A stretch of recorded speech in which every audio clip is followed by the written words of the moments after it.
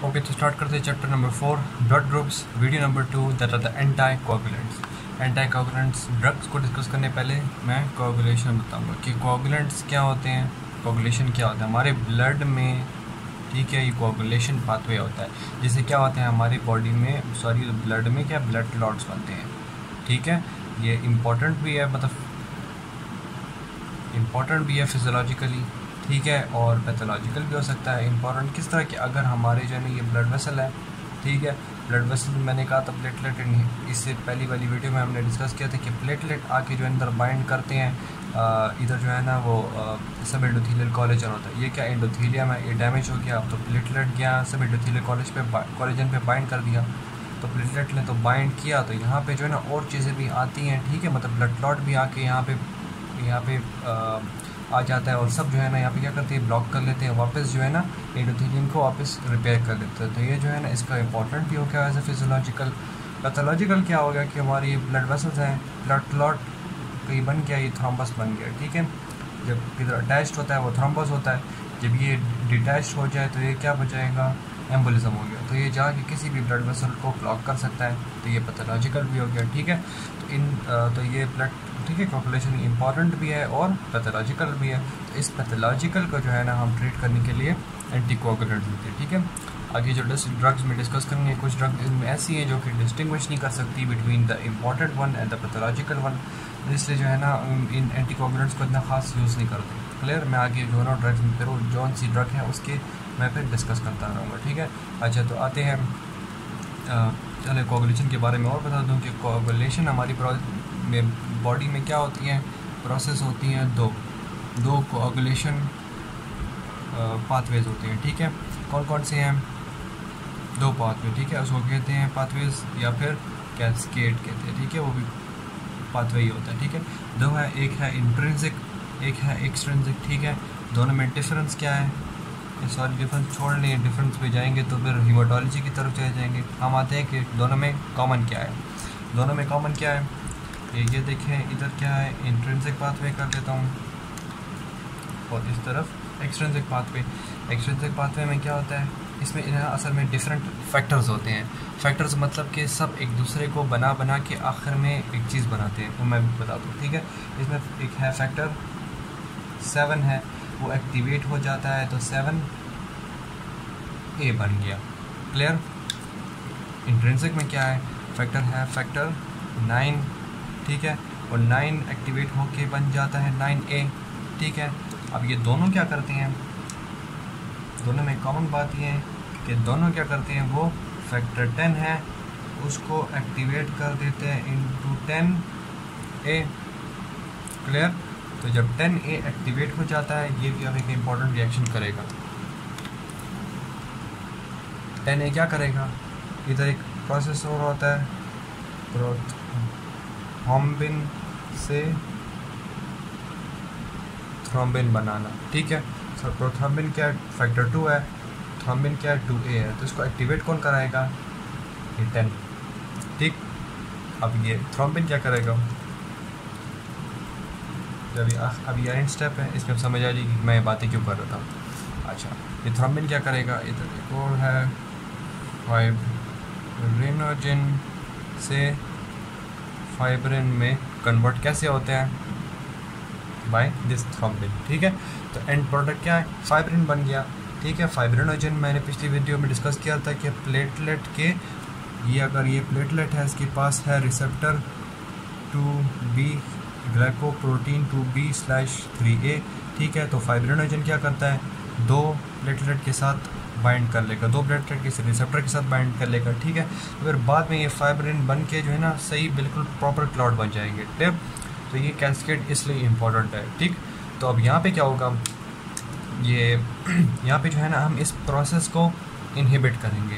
Clear, ठीक है, तो इनहिबिशन किन फैक्टर्स की वजह से हो गया, इनहिबिशन फैक्टर्स कौन कौन से हैं, एक है प्रोटीन S, एक है प्रोटीन C, एक है एंटी थ्रोम्बिन 3। क्लियर, और इसके अलावा एक है 2 हो गया, ये 3 हो गया। नंबर 4 क्या है, टिश्यू फैक्टर टिश्यू फैक्टर्स, ठीक है। ये सब क्या करेंगे, ये जो है ना ये असल में हमारी बॉडी में नेचुरली प्रोड्यूस हो रहे होते हैं, ठीक है, जो कि इस कोगुलेशन कैस्केड को इनहिबिट करते हैं। क्लियर है। इसके अलावा जो है ना ये तो बॉडी में इंटरनली प्रोड्यूस हो रहा है, ठीक है। इसके अलावा जो है ना ड्रग्स हैं, हम ड्रग्स डिस्कस करेंगे। मैं क्लियर कर लेता हूँ, मैं ड्रग्स के बारे में बताता हूँ, ठीक है। ड्रग्स की टाइप्स बताऊँगा। क्लियर। यहाँ पे ड्रग्स होंगी जो कि इन प्रोसेस को इनहिबिट करेंगी। इनसे पहले मैं ये बता देता हूँ कि एंटी थ्रोम्बिन 3 देख रहे हैं हम। एंटी थ्रोम्बिन 3 ये कहाँ पे एक्ट करेगा, ये इनहिबिट करेगा थ्रोम्बिन के फॉर्मेशन को। क्लियर। तो एक ड्रग है, मैं भी ड्रग बताऊँगा, वो भी जो है ना एंटी थ्रोम्बिन 3 की तरह काम करेगा और यहाँ पे इनहिबिशन करेगा। ओके, मैं तुम्हें ड्रग्स के बारे में बताता हूँ। ओके, तो मैं बता रहा था ड्रग्स के बारे में। ड्रग्स की हम टाइप्स अभी डिस्कस करते हैं। टाइप्स कौन कौन सी है जो एंटीकोगुलेंट्स कहलाती हैं। 3 असल में टाइप्स हम यहाँ पे इस वीडियो में ही पढ़ेंगे। नंबर 1 टाइप क्या है, द थ्रोम्बिन इनहिबिटर्स, ठीक है, जो मैंने कहा था कि हेपरिन है, ठीक है। हेपरिन क्या थी, वो जो मैंने कहा था कि थ्रोम्बिन बन रहा था 2A फैक्टर, उसको जो है ना इनहिबिट कर रहे थे। जिस तरह एंटी थ्रोम्बिन 3 एक्शन करके थ्रोम्बिन को इनएक्टिव कर रहा था, तो थ्रोम्बिन इनहिबिटर्स क्या है उसी तरह काम करेंगे, ठीक है। इसके अलावा जो है ना जो ड्रग की क्लास होगी, ये ए है ना, ए, इसी तरह ही ए करके मैं फुल एक्सप्लेन करूँगा, फिर बी को सेपरेटली एक्सप्लेन करूँगा, ठीक है। इसके अलावा बी में हम पढ़ेंगे अदर IV एंटी कोगुलेंट्स, ठीक है, ये भी IV है। इसके अलावा जो IV है वो हम सेपरेटली डिस्कस करेंगे, क्यों, फिर मैं जब डिस्कस करूँगा फिर बता दूँगा, ठीक है। इसके अलावा नंबर 3 है vitamin K antagonists. Vitamin K क्या है, हमारी बॉडी में जो गट में फ्लोरा है वो जो है ना विटामिन K हमारी बॉडी में बनाते हैं, ठीक है। तो विटामिन K जब एंटागोनाइज हो जाएगा तो क्या, क्यों यहाँ पे इंपॉर्टेंट है, क्योंकि विटामिन K क्या करता है, डिफरेंट फैक्टर्स बनाता है। कौन कौन से, वो सब डिटेल बाद में डिस्कस करूँगा, ठीक है। तो फैक्टर्स नहीं होंगे, तो मैंने कहा था कि ब्लड में डिफरेंट फैक्टर्स होते हैं ना, क्लियर। तो वो डिफरेंट फैक्टर्स जब होंगे ही नहीं तो कोगुलेशन कैस्केड पाथवे किस तरह होगा, ठीक। तो हमने अभी ड्रग टाइप डिस्कस कर लिया, अब एक्शन कर लेते हैं। एक्शन क्या होते हैं एंटीकोगुलेंट्स को, या जो है ना वो इनहिबिट करेंगे कोगुलेशन फैक्टर्स को, ठीक है। कोगुलेशन फैक्टर्स जो मैंने बात की थी, या इनको टर्मिनेट करेंगे, या फिर क्या करेंगे, इंटरफेयर करेंगे विद द कोगुलेशन मैकेनिज्म, ठीक है। मतलब या फैक्टर्स ख़त्म कर देंगे, या जो फैक्टर्स जो बने हुए हैं उनको क्या करेंगे, इनएक्टिवेट कर देंगे। तो इस तरह जो है ना एंटीकोगुलेंट ड्रग जो है ना काम करती रहेंगी, ठीक है। तो अब नंबर 1 डिस्कस करते हैं, द थ्रोम्बिन इनहिबिटर्स, हेपरिन को डिस्कस करते हैं। ओके, तो नंबर A स्टार्ट करते हैं। क्या कौन से थ्रोम्बिन इनहिबिटर्स है, इसमें कौन कौन से पढ़ेंगे, एक है हेपरिन पढ़ेंगे, ठीक है, और दूसरा क्या है, लो मॉलिक्यूलर वेट हेपरिन, ठीक है। ये 2 सेपरेट ड्रग पढ़ेंगे, ठीक है। अच्छा, तो पहले जो है ना हेपरिन के बारे में कहते हैं। हेपरिन क्या है, इंजेक्टेबल है, ठीक है, IV देंगे, सही है, ऑब्वियसली ये भी IV है, क्लियर है। ये जो है ना रैपिड एक्टिंग एंटीकोगुलेंट है, ठीक है। क्या करता है, रैपिड एक्टिंग है, और इसकी एक्टिविटी क्या है, ये जाके एज एन एंटी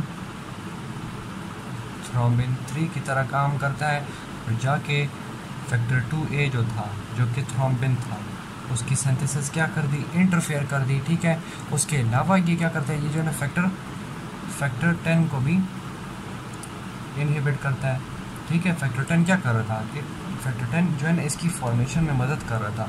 मैंने कहा था कि फैक्टर 10 है वो 10A बन गया, तो वो क्या कर रहा था, प्रोथ्रोम्बिन से थ्रोम्बिन बनाने वाला जो प्रोसेस था उसको एक्टिवेट कर रहा था, क्लियर है।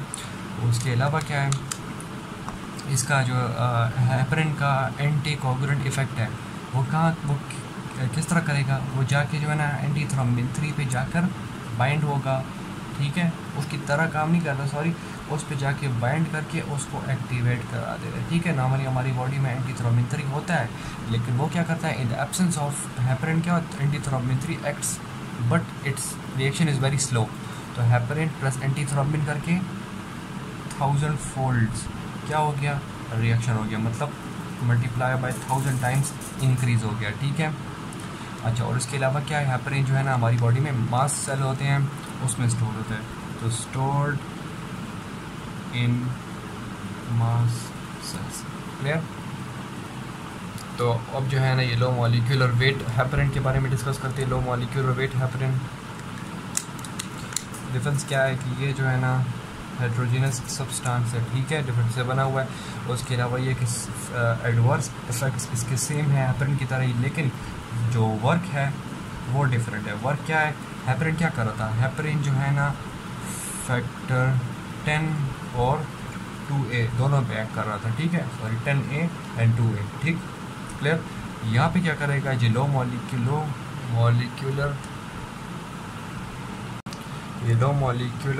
वेट हेपरिन है, ये जो है ना सिर्फ 10A पे एक्ट करेंगे, ठीक है। 10A भी जो है ना वो भी जो है ना जो थ्रोम्बिन बन रहा है उसकी, मतलब जो थ्रोम्बिन बन रहा है 2A उसकी फॉर्मेशन प्रमोट कर रहा है ना, तो ये भी एक किस्म का हेल्प कर रहा है इसके सिंथेसिस बंद करने में। तो दोनों का क्या हो गया, सेम हो गया। ओके, तो अब हेपरिन की हम डिस्कस करते हैं फर्दर। क्या है, थेरेप्यूटिक इफेक्ट्स है, ठीक है। नंबर 1 उसको क्या है कि ये करता है limits the expansion of thrombus, ठीक है, कि थ्रोम्बिन ही इनहिबिट कर दिया, 2A की इनहिबिशन कर दी, तो ऑब्वियसली जब वही इनहिबिट है तो फाइब्रिन में नहीं बनेगा, ठीक है। Fibrinogen will not form into fibrin की वजह से ब्लड क्लॉट क्या हो जाएगा और भी फिक्सेट हो जाएगा और सब कुछ नहीं होगा, ठीक है। उसके अलावा उसके क्या है, it used in the prevention of the deep vein thrombosis, ठीक है, कि अगर ये हमारे लेग की वेन है, ठीक है, इसमें क्या है बहुत बड़े बड़े किस्म के क्लॉट्स बनते हैं, ये थ्रोम्बस बन गए, ठीक है। ये थ्रोम्बस जाके डिटैच होके एम्बोलिज्म बन जाएगा, ठीक है। जब डिटैच होके तो फिर जाके किधर भी जाके लॉज हो सकता है। अगर फॉर एग्जांपल ये पल्मोनरी सर्कुलेशन यहाँ पे जाके बंद हो गया, ठीक है, तो अब इससे नंबर 3 भी हो गया हमारा prevention of the pulmonary emboli. इसकी क्या करता है, प्रिवेंट कर रहा है इसको, ठीक है। इसके अलावा क्या है, इसके थेरेपेटिक इफेक्ट्स हो सकते हैं। Number 4 that are the clinical prophylaxis of the post-operative venous thrombosis।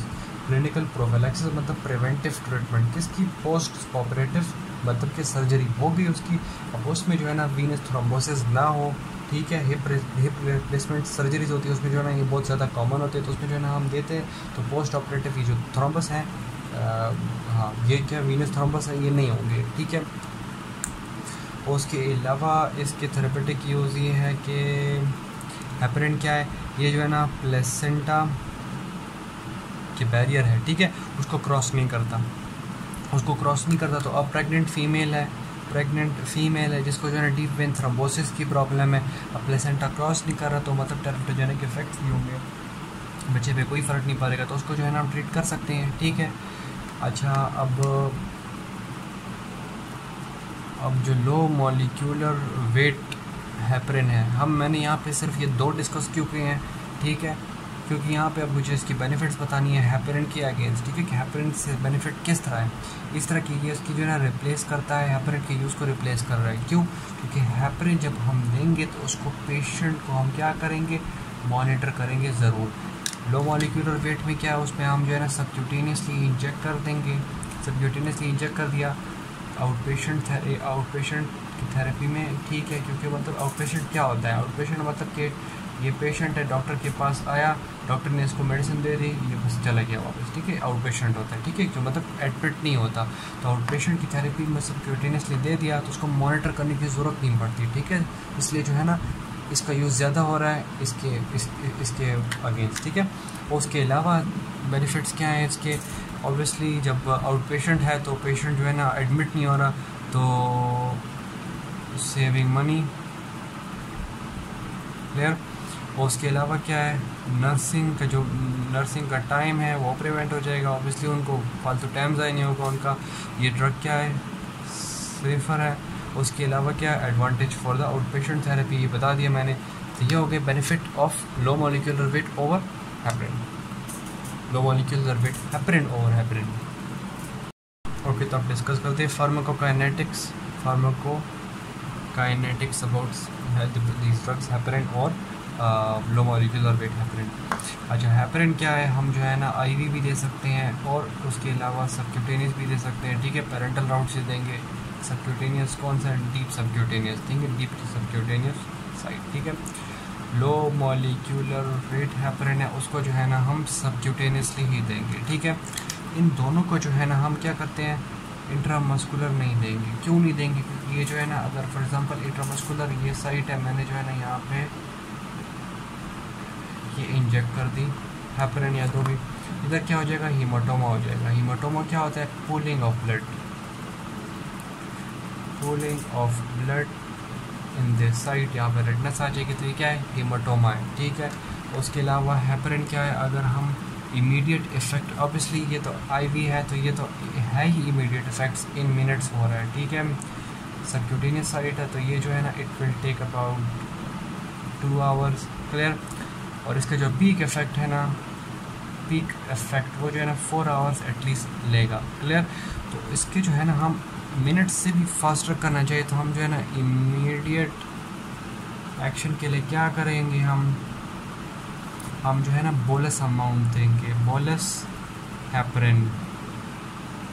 Bolus का क्या मतलब, बोलस का मतलब कि एक ही साथ ज़्यादा अमाउंट, कि अगर फॉर एग्जांपल ये सारी ड्रग है ये हमने देनी है एक साथ ही, तो इससे इतना डायरेक्ट दे दिया, ये क्या बोलस हो गया। अब जो रिमेनिंग रह गया इसको हम क्या करेंगे, थोड़ा थोड़ा स्लो करके इंजेक्ट करते रहेंगे, ठीक है। तो बोलस अमाउंट ये होता है, बोलस से इमीडिएट एक्शन होता है, ठीक है उसका। ओके, तो नाउ फेट ऑफ हेपरिन, कि हमारी बॉडी में आ तो गया, तो अब हेपरिन के साथ क्या होगा, हेपरिन, ठीक है। हेपरिन जिस तरह हमारी बॉडी में आया, इट बाइंड्स टू प्रोटीन्स, ठीक है। प्रोटीन के साथ बाइंड हो गया तो ऑब्वियसली इनएक्टिवेटेड हो जाएगा, रिजर्व फॉर्म में हो जाएगा, लेकिन इनएक्टिवेट तो हो जाएगा। उसके अलावा हमारे जो है ना मोनोसाइट्स या फिर मैक्रोफेजेस हमारी बॉडी में सर्कुलेट, ब्लड में सर्कुलेट कर रहे होते हैं, ये ब्लड में होते हैं। मैक्रोफेजेस जो है ना सेल्स में होते हैं, ठीक है। डिफरेंस दोनों में यही है। ये क्या करते हैं, हेपरिन की क्या करते हैं, इनटेक कर देते हैं, और इनटेक करके उसकी मेटाबोलाइज कर देते हैं, मेटाबोलाइज में इनएक्टिवेट कर देते हैं। कैसे, by desulphation, sulphur group remove कर दिया तो वो इनएक्टिव हो जाएगा। उसके अलावा fate about kidney and fate about liver. अगर लिवर डिजीज़ पेशेंट है, उसमें अगर लिवर से भी मेटाबॉलिज्म होती है, लिवर डिजीज़ पेशेंट है, तो उसमें क्या हो जाएगा, इसकी हाफ लाइफ इंक्रीज़ हो जाएगी। ये मैं भी साइड इफ़ेक्ट्स में बताऊंगा। हाफ लाइफ इंक्रीज़ इस तरह की, अगर अल्कोहलिक पेशेंट है जिसमें लिवर डिजीज़ है, अल्कोहलिक, उसमें क्या हो जाएगा, हम जो है ना हेपरिन की डोज रिड्यूस कर देंगे, रिड्यूस डोज, क्योंकि इधर मेटाबॉलिज्म नहीं हो रही तो एक्सक्रीट नहीं होगी। भाई एक्सक्रीट की बात कर रही थी मैंने, तो किडनी की बात करते हैं। किडनी में यूरिन से एक्सक्रीट होगा, तो अगर किडनी डैमेज हुई है तो यूरिनरी एक्सक्रीशन नहीं हुई, तो रीनल इम्पेयरमेंट में हम डोज डिक्रीज़ करते हैं, क्योंकि एलिमिनेट नहीं हो रहा, तो वही बात कि हाफ लाइफ इंक्रीज़ हो गई, clear.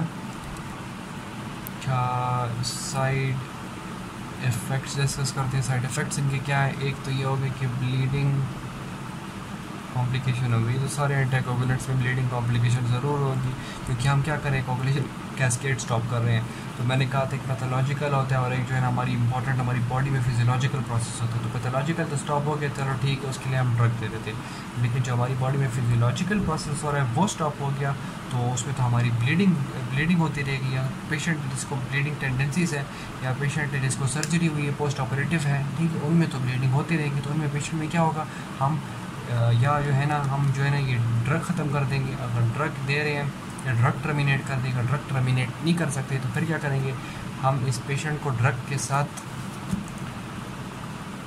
Drug plus protamine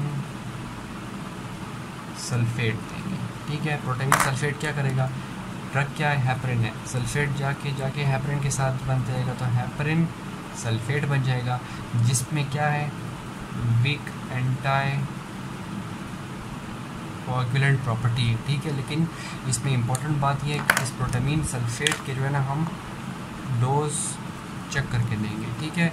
dose क्या है इसका, 1 मिलीग्राम है 400 यूनिट्स ऑफ हेपरिन, ठीक है। इससे ज़्यादा देंगे ऑब्वियसली प्रोटामीन सल्फेट ज़्यादा बनेगा तो वीक एंटीकोगुलेंट प्रॉपर्टी और भी इन्हेंस रहेगी, तो जितना हेपरिन देंगे उतना काम नहीं करेगा ऑब्वियसली।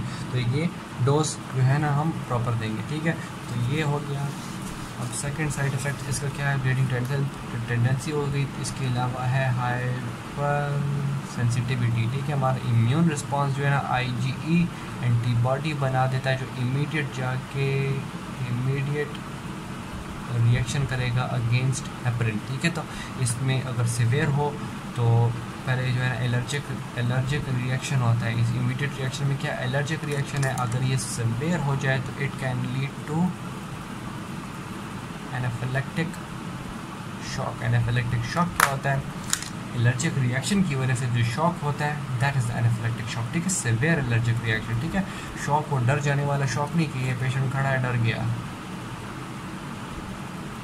शॉक मतलब कि ब्लड सप्लाई कट ऑफ हो जाती है, ठीक है। ब्लड सप्लाई कट ऑफ है, अगर ब्रेन से कट ऑफ हो गया तो ऑब्वियसली डायरेक्ट बंदा गिर जाएगा, ठीक है। तो ब्लड सप्लाई की वजह से ही हम जिंदा है, तो शॉक में ब्लड सप्लाई कट ऑफ हो जाएगी, क्लियर। तो उसके अलावा अब थर्ड साइड इफ़ेक्ट क्या है,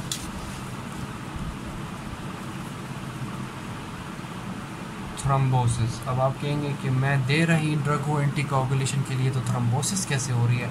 ऐसे हो रही है थ्रोम्बोसिस कि हमने कहा था कि हेपरिन है। हेपरिन क्या करेगा एक्टिविटी इन्हेंस करता है किसकी, एंटी थ्रोम्बिन 3 की। तो जब एंटी थ्रोम्बिन 3 की एक्टिविटी इंक्रीज करता है, ये तो हमारी बॉडी में नेचुरली प्रोड्यूस हो रहे हैं, तो हम मतलब कि एक्सोजिनस तो हम नहीं दे रहे हैं, ये हमारी बॉडी में क्या एंडोजिनसली प्रोड्यूस हो रहे हैं। तो ये तो ऑब्वियसली जब एंडोजिनसली प्रोड्यूस हो रहे हैं तो इसके प्रॉपर स्टोर्स होंगे।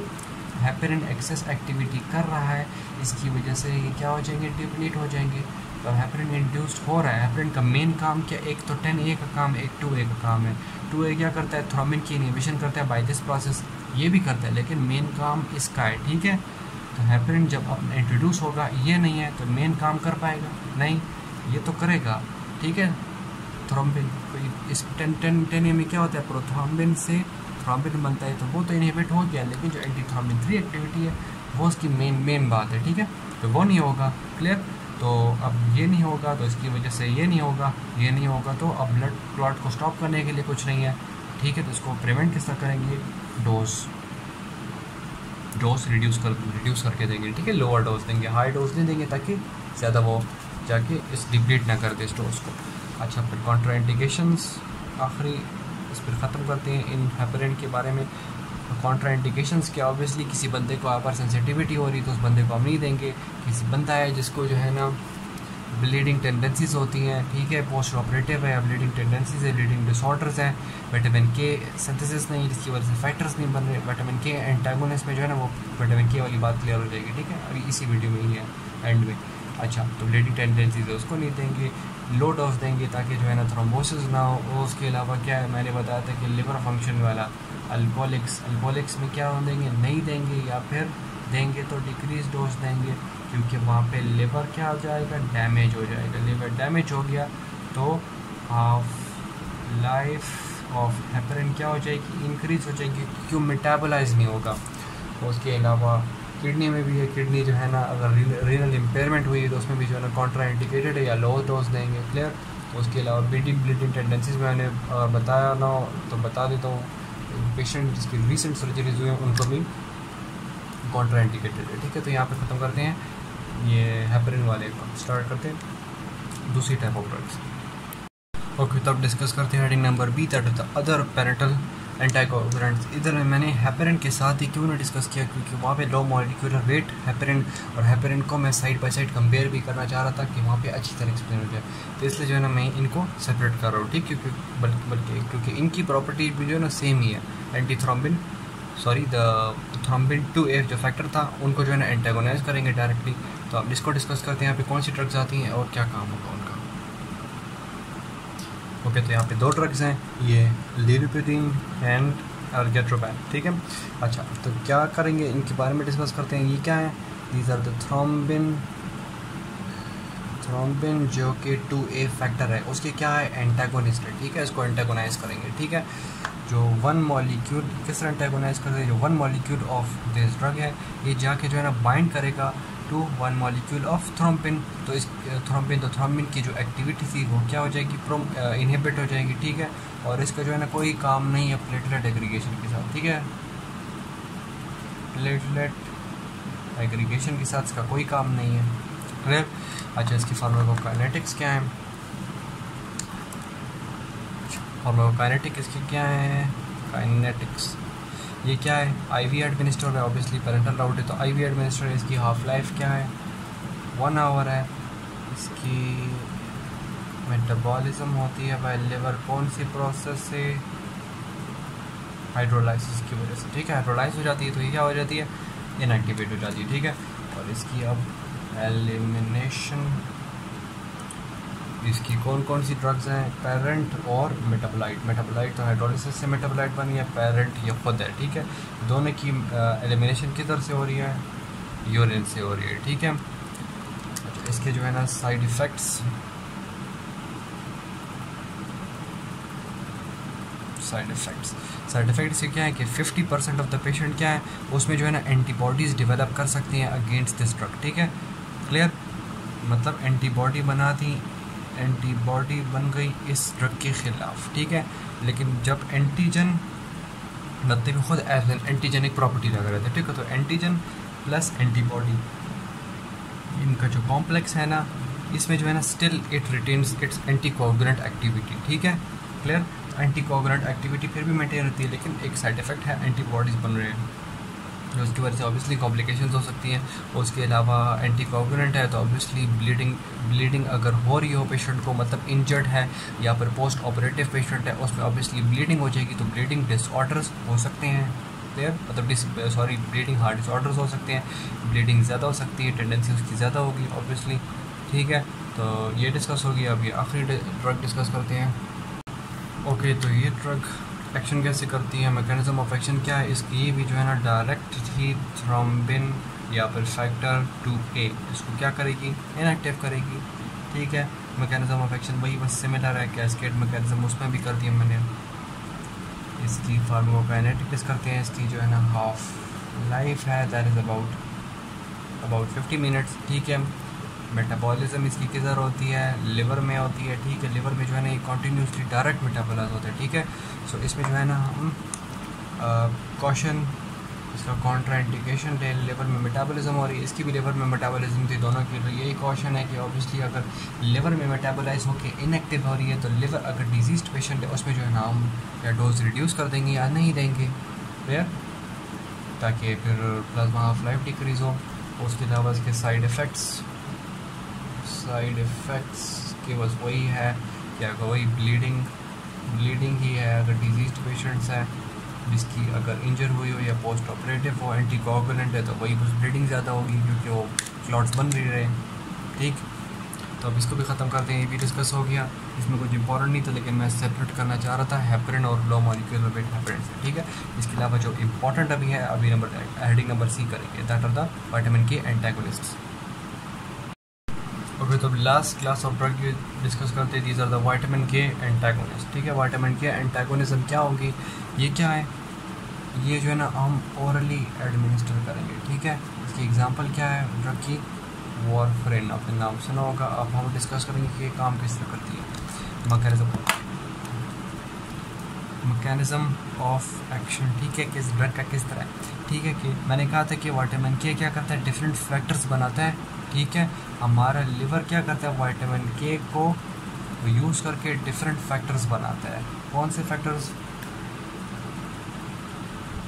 फैक्टर 2, फैक्टर 7, फैक्टर 9 और फैक्टर 10, ठीक है। विटामिन K क्या है, इट एक्ट्स एज अ को-फैक्टर क्या होते हैं, जो एंजाइम को हेल्प करता है, ठीक है। और इसके अलावा विटामिन K क्या करता है, विटामिन K जो है ना, ये सारी फैक्टर्स क्या है, विटामिन K की प्रेजेंस में दे अंडरगो, विटामिन K याद कर ले, vitamin K dependent post transitional modification, ठीक है। पोस्ट ट्रांजिशनल मॉडिफिकेशन क्या हो रही है, ये ऑब्वियसली फैक्टर्स है, तो ये प्रोटीन्स है, तो प्रोटीन जब बनते हैं तो प्रोटीन सिंथेसिस में पोस्ट ट्रांजिशनल मॉडिफिकेशन होती है, ठीक है। तो उसमें क्या होती है, मॉलिक्यूल्स एक्टिवेटेड हो जाती है, मतलब उसमें कुछ मॉलिक्यूल्स जो है ना ऐड होते हैं, ठीक है, मॉडिफिकेशंस होती हैं, जीन एक्सप्रेशन में ये पढ़ा होगा, ठीक है आप लोगों ने। उसमें क्या होते हैं, कुछ फैक्टर्स ऐड होते हैं जिसकी वजह से मतलब एक्टिव हो जाते हैं, ठीक है। तो इनकी पोस्ट ट्रांजिशनल मॉडिफिकेशन क्या है, विटामिन के डिपेंडेंट है, तो विटामिन के एंटागोनिज्म है, तो ये पोस्ट ट्रांजिशनल मॉडिफिकेशन नहीं होगी इनकी, ठीक है। तो वारफरिन क्या करेगा, इनकी पोस्ट ट्रांजिशनल मॉडिफिकेशन इनहिबिट कराएगा। तो ये पोस्ट ट्रांजिशनल मॉडिफिकेशन क्यों ज़रूरी है, क्योंकि अगर ये नहीं होगी ना तो फिर इनकी प्रॉपर्टी क्या है, प्रॉपर्टी ये फैक्टर्स ये क्या करते हैं, जाके प्लेटलेट के साइन के साथ बाइंड करते हैं। तो जब ये फैक्टर्स बनेंगे नहीं, मतलब उसकी बन तो जाएंगे, चलिए कुछ ना कुछ बन जाएंगे, लेकिन ये मॉडिफिकेशन नहीं होगी, मॉडिफिकेशन नहीं हुई तो ये जो है ना इंटरेक्शन नहीं कर सकते विथ प्लेटलेट्स, ठीक है। प्लेटलेट के साथ इंटरेक्शन करेंगे फिर जाके प्रॉपर क्लॉट बनेगा, ठीक है। तो विटामिन तो ठीक है, तो warfarin treatment results in the production of clotting factors with diminished activity, ठीक। क्लॉटिंग फैक्टर तो बन गए, पोस्ट ट्रांजिशनल मॉडिफिकेशन नहीं है, तो इसमें क्या है, डिमिनिश्ड एक्टिविटी, जो इंटरेक्शन है ये इंटरेक्शन अब नहीं हो रही, तो इनकी डिमिनिश्ड एक्टिविटी अबाउट 10 to 40% क्या हो जाएगी, इनकी एक्टिविटी डिक्रीज हो जाएगी, कि जो बन रहे भी हैं वो इनकी एक्टिविटी 10 to 40% डिक्रीज है फ्रॉम इट्स नॉर्मल, ठीक है, क्योंकि पोस्ट ट्रांजिशनल मॉडिफिकेशन नहीं हो रही। Clear, okay. तो वारफरिन ड्रग का पीक इफेक्ट और इसका जो है ना इफेक्ट कब प्रोड्यूस होता है, इफेक्ट जो है ना अबाउट 8 to 12 आवर्स में जो है ना इसका स्टार्ट हो जाएगा, ठीक है। पीक और मैक्सिमम इफेक्ट जो है ना इसका रहेगा फॉर 72 to 96 आवर्स तक इसका रहता है, ठीक है। और मैंने कहा था कि ये सब कुछ विटामिन के एंटागोनिस्ट एक्टिविटी कर रहा है, ठीक है। तो वारफरिन की जो एंटागोनिस्ट एक्टिविटी है इसको स्टॉप किस तरह करेंगे, मतलब ये विटामिन के अब फॉर एग्जांपल बहुत कम हो गया, तो वारफरिन की एक्टिविटी एंटागोनाइज किस तरह करेंगे, बाय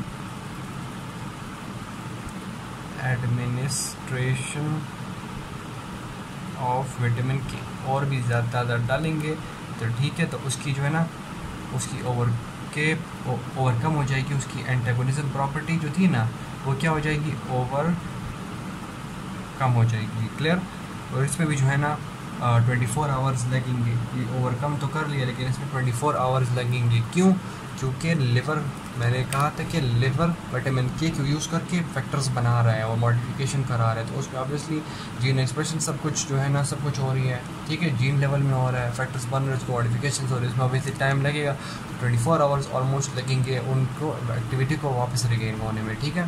तो जो लॉस हुई थी उसको वापस रिगेन करने में इतना टाइम लगेगा ऑलमोस्ट। ओके, तो एक्शन और सब कुछ हो गया। अब जो है ना इसका थेरेपेटिक यूज़ करते हैं। थेरेपेटिक यूज़ क्या, इट प्रिवेंट्स द प्रोग्रेशन और रिकरेंसी की, प्रोग्रेशन मतलब कि अगर हुआ है तो प्रोग्रेस हो रहा है, रिकरेंसी के बार बार हो रहा है, रिकरेंसी ऑफ या progression of deep vein thrombosis है या pulmonary embolism. Deep vein thrombosis जब हुई है उससे ही मेजरली जो है ना पल्मोनरी एम्बोलिज्म होता है, ठीक है, क्योंकि पल्मोनरी एम्बोलिज्म है उसमें जो है ना अगर बहुत ही बड़ा क्लॉट होगा उसकी वजह से जो है ना डायरेक्ट जो है ना डेथ हो सकती है, तो डीप वेन की वजह से ही वो सबसे बड़ा क्लॉट जो है ना इसी की वजह से आ सकता है, ठीक है। And it is also use to prevent the thromboembolism during the surgeries, क्योंकि सर्जरी के बाद या उसके दरमियान में जो है ना उसके दौरान जो है ना अगर एम्बोलिज्म होने का ख़तरा है तो उसमें जो है ना वारफरिन रिड्यूस कर लेंगे जिसकी वजह से वो ख़तरा कम हो जाएगा। उसके बाद आते हैं इनके काइनेटिक्स पे, फार्माकोकाइनेटिक्स, ठीक है। ये जो है ना ओरल एडमिनिस्टर होते हैं विद 100% बायो अवेलेबिलिटी है, ठीक है, लेकिन कुछ में जो है ना वेरिएशन होती है, कुछ पेशेंट में इसमें थोड़ी सी डिक्रीज़ हो सकती है, ठीक है, लेकिन मेजरली है 100% ही ओरल से 100% हो रही है, ठीक है। इसकी जो है ना अब एब्जॉर्प्शन जो है ना डिले हो जाती है by the presence of food, ठीक है, लेकिन वो एक्सटेंट ऑफ एब्जॉर्प्शन क्या है वो फ़र्क नहीं पड़ता, ठीक है, सिर्फ स्लो हो डाउन हो जाएगी। है वही 100% ही किसी पेशेंट में, ठीक है, किसी में डिक्रीज़ हो जाएगी वो अलग बात है। उसके अलावा क्या है, वारफरिन क्या है, 99% जो है ना बाउंड होता है किसको,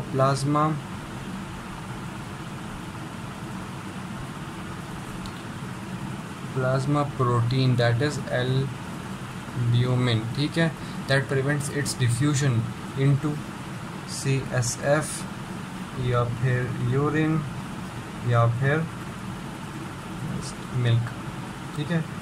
इनमें इसकी क्या करते हैं, अलाउ नहीं करता उसकी डिफ्यूजन, ठीक है, यह बता दिया मैंने। तो कॉन्ट्रा इंडिकेशन में हम पढ़ेंगे कि सिर्फ प्रेग्नेंट वुमेन को नहीं दे सकते, नर्सिंग वुमेन जो होंगी उनको हम दे सकते हैं, क्योंकि उसकी प्रिवेंट नहीं हो रही। इधर भी मैं कॉन्ट्रा इंडिकेशन अभी कर लेता हूँ, तो उसकी कॉन्ट्रा नहीं है, कॉन्ट्रा इसकी क्या है, प्रेग्नेंट वुमन ही है, ठीक है। क्यों, क्योंकि जब क्योंकि ये जो है ना टेराटोजेनिक इफ़ेक्ट्स होते हैं, टेराटोजेनिक इफ़ेक्ट क्या होते हैं, जिसमें जो है ना फीटल में एबनॉर्मेलिटीज़ अगर पैदा हो भी किया तो उसमें क्या हो जाए कि एबनॉर्मेलिटीज़ होती है या फिर डेथ हो सकती है, ठीक है। उसके अलावा जो एबॉर्शंस हो सकते हैं, ठीक है, अगर पैदा हो भी किया तो बर्थ डिफेक्ट्स होंगे जो मैंने ये बता दिया, ठीक है।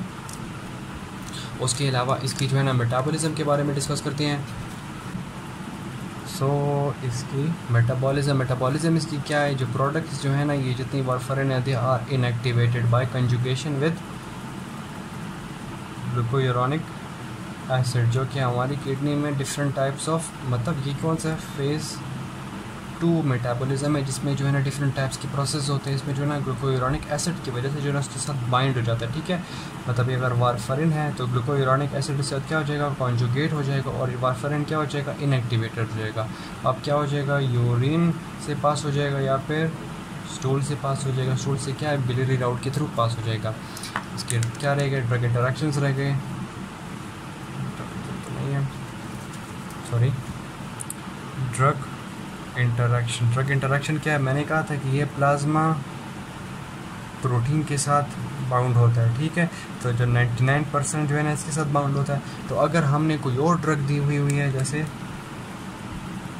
सल्फोनामाइड, ठीक है, सल्फोनामाइड, वो भी जो है ना प्लाज्मा प्रोटीन के साथ बाइंड होती है, तो ये ज़्यादा प्रॉपर्टी के साथ बाइंड हो रही है। तो ये क्या करेगी, सल्फोनामाइड को जो है ना डिस्प्लेस कर देगी एल्बुमिन से, ठीक है। वो डिस्प्लेस हो गया तो हमारी ब्लड में ज़्यादा हो गई, ये वाली ड्रग ज़्यादा हो गई, तो ऑब्वियसली इसके जो है ना साइड इफ़ेक्ट्स या फिर इफेक्ट्स जो है ना वो इंक्रीज़ हो जाएंगे।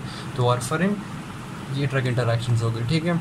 और इसके अलावा मैं कहा था कि कॉन्ट्राइंडिकेशन में कहा था कि वुमेन जो है ना, प्रेग्नेंट वुमेन है, उसमें जो है टेराटोजेनिक इफेक्ट आ सकते हैं बच्चे में, ठीक है।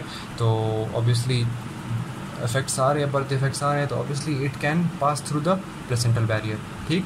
तो बस यहाँ पे ख़त्म करते हैं इस वीडियो को। ये हो गया विटामिन के एंटागोनिज्म में। कोई भी बात समझ ना आई हो या कोई कॉम्प्लिकेशन हो तो कमेंट सेक्शन में बता दें, मैं दोबारा एक्सप्लेन कर दूँगा।